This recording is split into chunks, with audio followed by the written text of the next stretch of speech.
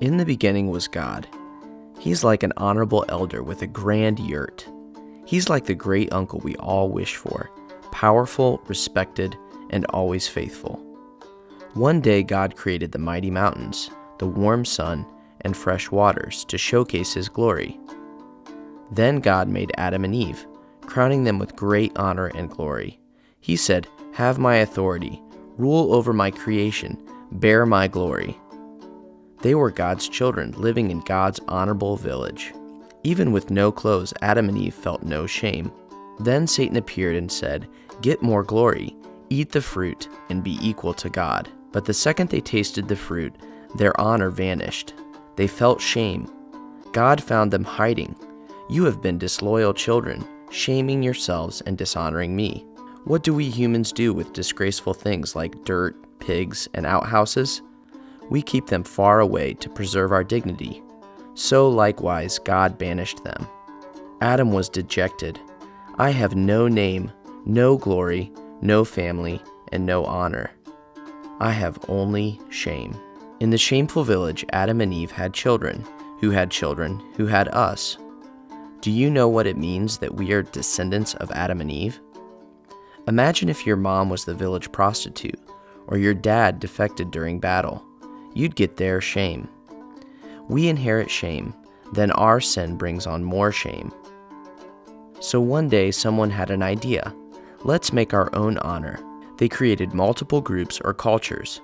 One said you had to wear black suits and drive Mercedes, but the other determined you have to wear orange robes and be a monk.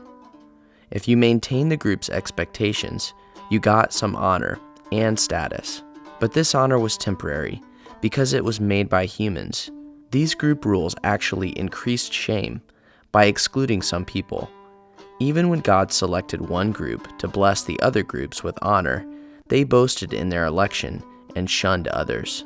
When people tried to create honor for themselves, they only produced more shame. The only person who could help the honorless was God, the source and essence of honor. So God became human and entered the shameful village.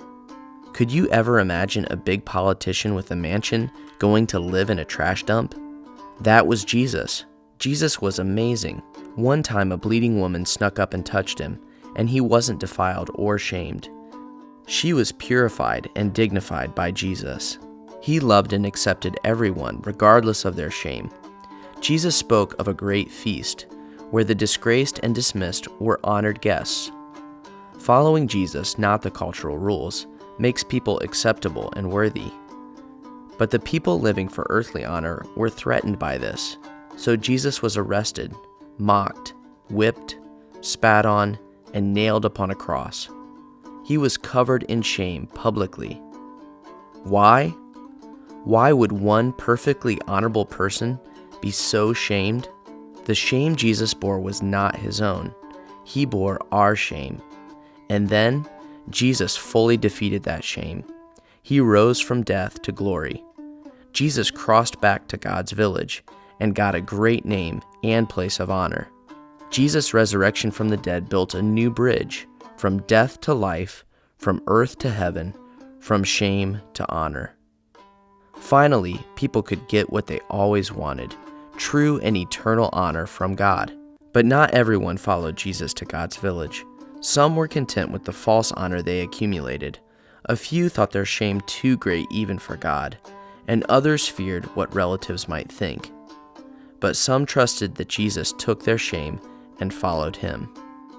To them, God gave a new robe, hat, and inheritance documents.